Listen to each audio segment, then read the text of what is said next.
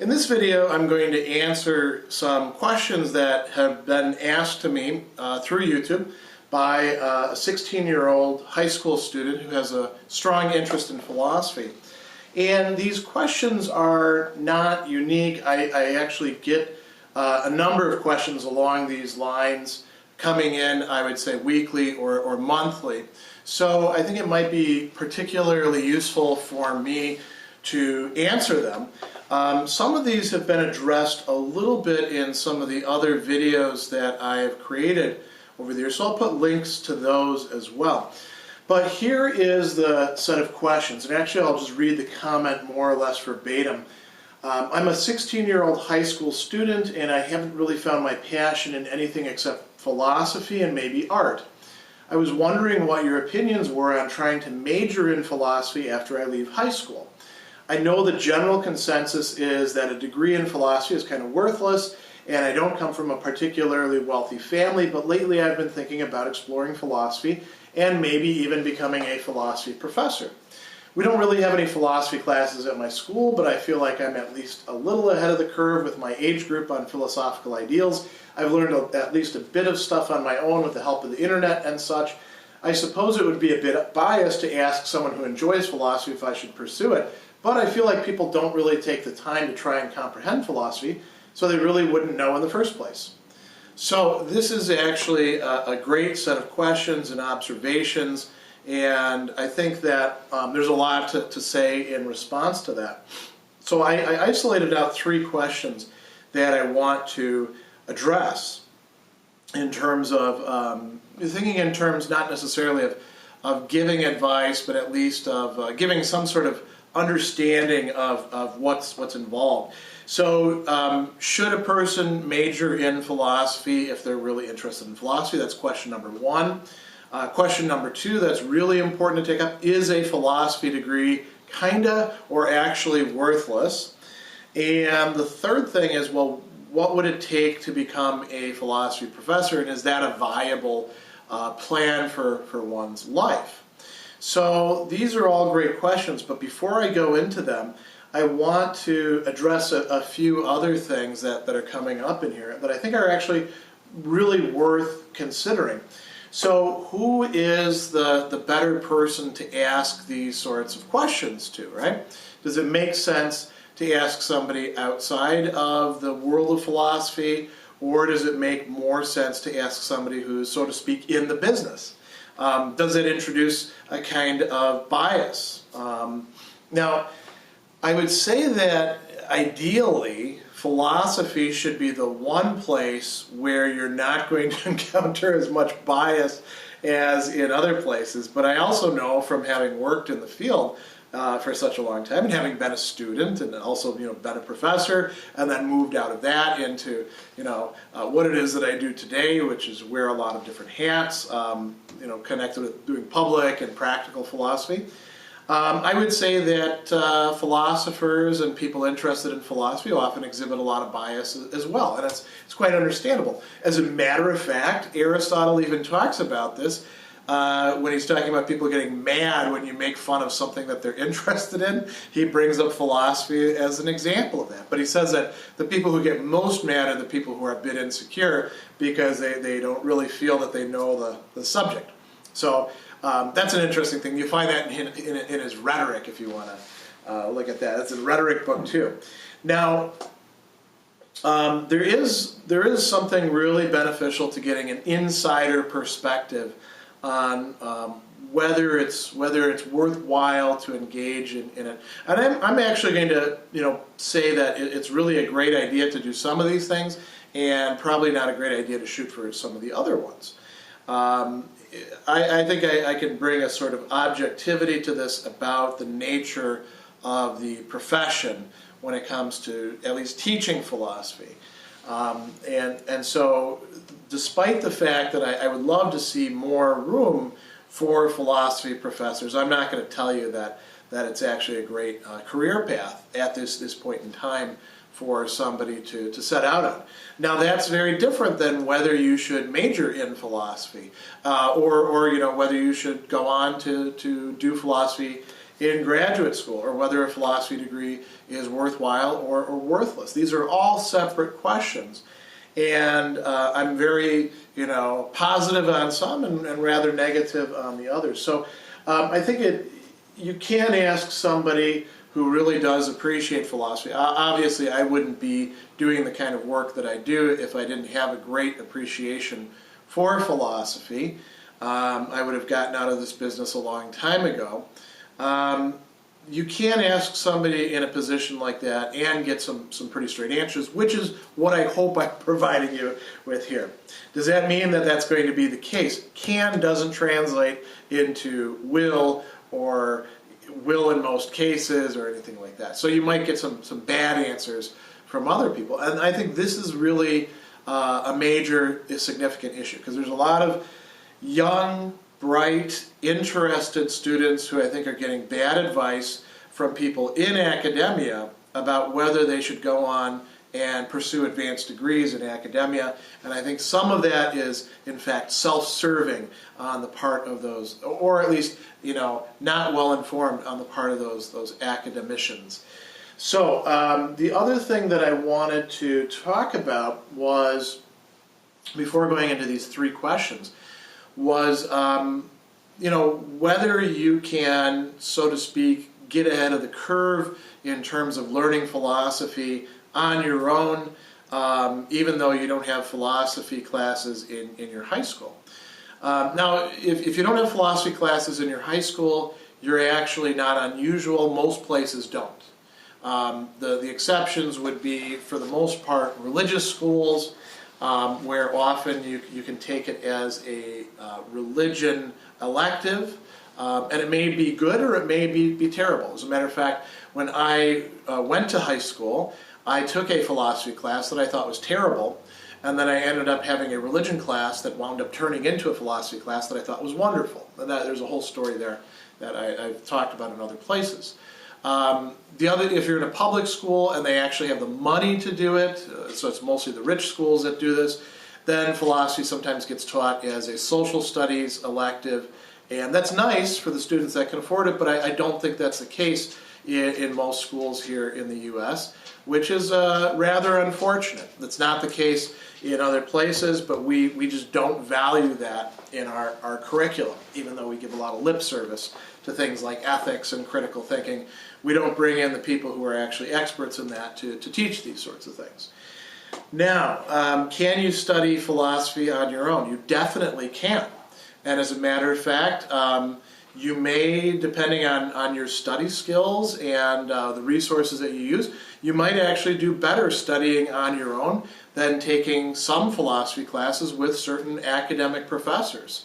There's a wide range of quality when it comes to teaching. And by the way, this doesn't map directly onto the status of a school. There are some horrible teachers at elite schools. There are some wonderful teachers at schools that seem to be the bottom of the barrel.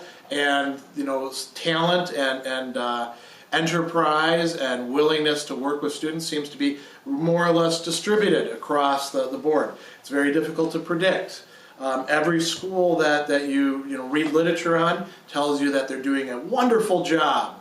And if you go and do a tour, those tour guides will generally tell you that their school is just amazing and you'll study whatever. But that's all just fluffery. You don't actually know until you get there and start working with people, or you get the inside dope, so to speak, whether a curriculum or a professor is going to be any good. So you can, in fact, study it on your own. I mean, you can read philosophy. I'm just holding this up as an example. So here's Aristotle's Metaphysics, books 10 through 14, the Economics and the Magna Moralia. Some people don't think the Economics and Magna Moralia are by Aristotle, but I mean, you can read this stuff and study it, and you can find a lot of resources online. Not just me, but many other people talking about these sorts of things, teaching about them, and you can learn a lot in the process. I myself, I went to undergraduate and graduate school, and I did take a lot of classes, but I also learned a lot of what it is that I myself talk about on my own. I never took a class. Let me put it this way. I never took a class in a philosophy department on Aristotle that I got anything out of. I studied Aristotle on my own. Say the same thing about the Stoics too, or Saint Anselm, he's the person I've done the most writing on in the course of my career. There's a lot you can do on your own. That said, you do want to connect up with other people who are interested in that sort of stuff. So now let's talk about these 3 questions that I isolated out that are supposed to be the main content of this little chat here. So you're a 16-year-old high school student, or for more broadly, anybody else who's in a similar case, and the question is, should you major in philosophy if you're interested in philosophy and you're going to college? And I would say, yes, you should major in philosophy. That's not to say that would be your only major. I actually myself double majored in philosophy and mathematics.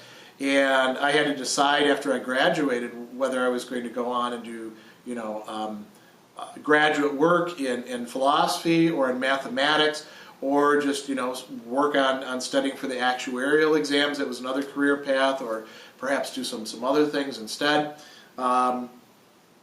If you major in philosophy, I think it's a great idea not just to major in philosophy, but to double major. Double major in something else that you are interested in, because no matter what you're doing in philosophy, you're going to find some overlaps. Even if you do philosophy and business, or philosophy and art, or philosophy and phys ed education, you will find ways in which philosophy as a field permeates these other things, and the skill sets that you're learning that are being emphasized in philosophy, with critical thinking, with paying attention to important ethical questions, with being able to make good distinctions and analyze arguments, knowing something about the history of thought. All of that is going to inform what you do in other cases. But the other thing is, if you really do like philosophy and you're offered the chance to major in it, why not do so? Now that may not be the case at a lot of institutions. The place where I actually did my undergraduate, they no longer offer a philosophy minor. I actually taught at another place, Fayetteville State University, that only had a philosophy minor and didn't have a major, where we mostly taught critical thinking classes. But you find ways to make that interesting, to bring in the kind of work that you want to do. The other thing to remember too is a lot of philosophy does not get done in philosophy departments. So I'll give you an example. If you're really interested in Alexis de Tocqueville, this very important 19th century thinker, you're probably not going to find him taught in a philosophy department. You'll probably find him in a political science department. As a matter of fact, John Stuart Mill, who you will find being taught in a philosophy department, probably will get taught better in a political science department than in the philosophy department, in most places. Immanuel Kant will be taught in a philosophy department. He'll also be taught in some poli-sci departments, and some history departments, and some other places. And they may, work on complementary aspects. There's a lot of great stuff, that gets taught in English departments, or in various studies departments. You might go to a place that has for example, a Catholic studies department, and you find some of the medieval philosophers being taught by them and not being taught by the philosophy department, or a women's studies department. You want to study somebody who happens to be both a woman and a great philosopher, like say Simone de Beauvoir or Mary Wollstonecraft. And they don't get taught in the philosophy department, even if they have a class on, women in philosophy or gender in philosophy. They'll probably be taught in the women's studies department. So there's that. But should you major in philosophy? Yeah, it's great to do so because you get some sort of curriculum, if the philosophy department is up to snuff.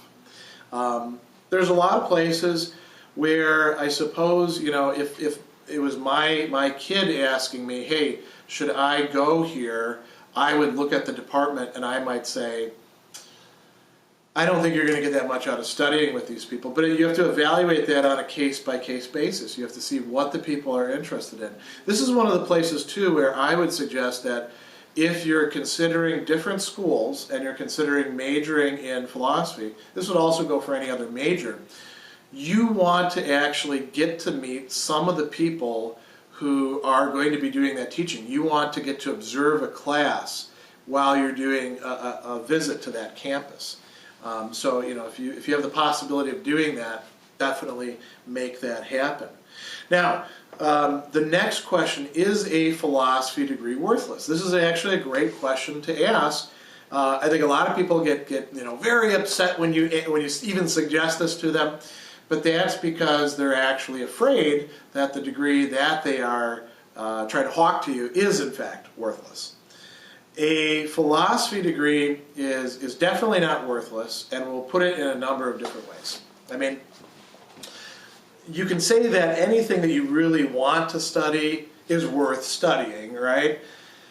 But that's not what you're asking about. What you're asking about is not just sort of something about intrinsic value. You're asking about whether this degree will in fact help you to find some sort of remunerative work that you find interesting and can see yourself doing at least long enough to pay off your probable student loans and to have some sort of decent standard of living and some security in your life. And that's really, I think, a fair question to ask. I think we're doing a terrible job in telling people about how that works in today's economy, and how if you're going to do something in philosophy or in the humanities in general, you can in fact turn that into something that can earn you a living. That's really quite important. So to begin with, there's a lot of things that you can in fact do with a philosophy degree because you can do something with humanities degrees. There's lots of places that are going to hire you, not necessarily so you can tell them about Descartes or Plato or do Socratic questioning or anything like that. They're hiring you because by getting that degree, you have hopefully acquired some skills that employers are looking for. When they do surveys of employers and they ask them what it is that they want of graduates, critical thinking skills are at the top. Being ethical is also something at the top. Very difficult to do if you've never actually given much thought to ethics other than in immediate situations, just to try to get it over with as quickly as possible. In philosophy, we actually study that. If your professors are doing their job, if the curriculum is set up properly. Capacity to communicate effectively in writing. Very, very important in the contemporary workplace. Philosophy tends to promote that quite well. And why? Because you have to read other people's papers and then you have to write. Research skills, very important as well. Something that you should be acquiring if you're doing a philosophy degree. So now, it's not as if you couldn't do that by doing a history degree or by doing an English degree or something like that as well. But philosophy tends to be, in some respects, a little bit more rigorous than some of these other programs. Again, depending very much on where you're going. There's other aspects as well. One of the best preparations for going to law school is to do a philosophy degree. Poli-sci, history, those are pretty good as well. Philosophy majors tend to score very high in LSATs, on the GRE. Now, it could be that there's a little bit of self-selection there, but I like to think that it's in part because of the curriculum, because of the things that you're studying. Because you're taking in so much, and perhaps there's even a little bit of, because philosophy has such a long history, a little bit of intellectual humility that we learn along the way when we realize that we cannot possibly assimilate all of this sort of stuff. So there's a lot of things you can do with a philosophy degree. People are hiring those who come out of school with philosophy degrees. Depending on what you also emphasize, with a BA, you might be able to transition that into a job as well. So I wouldn't be, pessimistic about your capacity with a bachelor's to get out into the workplace and be competitive with a philosophy degree. If you end up being, the kind of person who looks down their nose at everybody else because you've got a philosophy degree and they don't, you will not get hired, or if you do, you will not get promoted, and you probably won't stay in your position long. But that has really little to do with philosophy and more to do with, skills in communicating with other people and dealing with them, and the kind of people who do that tend to do that not necessarily just because they have a philosophy degree, but because they have some other thing that they hold over other people. So that, I doubt that's going to be the case, given the sensitivity that you're showing in writing this. But it is a legitimate worry.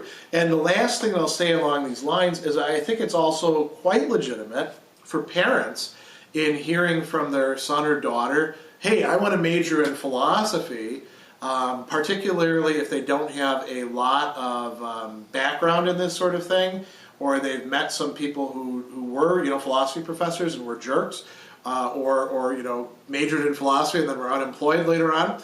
I think it's very reasonable for them to say, that's fine, son or daughter, but how are you going to get a job and not live in my basement, after you would do your 4 years when it comes to this? And I think there's good answers that can be given to them on that account.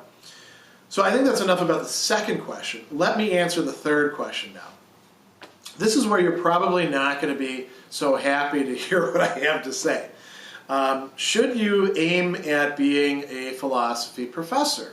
Which means, should you plan on going to graduate school and not only earning a master's, but a PhD? Extending your education another 2 plus 4 to 5 years. I know some people do finish their PhDs in 3 years, but trust me, when you're actually in school, you don't want to try to rush school. So should you extend your education by another 6 to 7 years? With the hopes that you're going to be teaching in a classroom. If this was 2 generations ago, I would say absolutely, because the job market was great back then. That would be for the people who were my professors, who remembered when a phone call could get you in.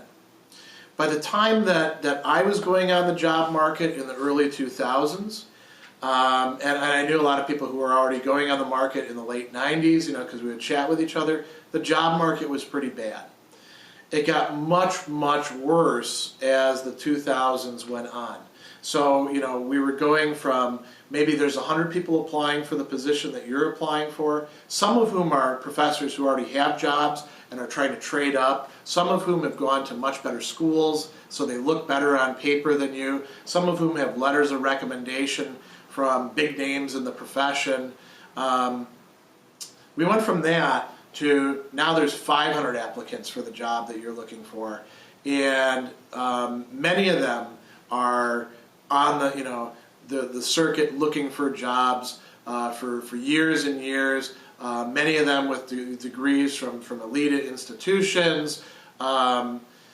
It's quite tough, and so for the present day students, they're in a very difficult situation, and I have a lot of sympathy for them, and I wouldn't suggest that somebody deliberately decide my career path is going to be college professor, or I'll just find some minimum wage job, because it's just not feasible. In the days when I and other people were making that decision, it was a lot easier to find jobs.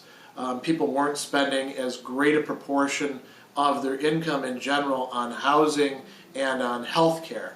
There wasn't as much uncertainty about things. And I know that it's a really attractive prospect to be a professor, because you look at them and it looks like their lives are really great. And I'm not going to actually knock it. Some of them actually do have quite, cush positions, but they're in the minority.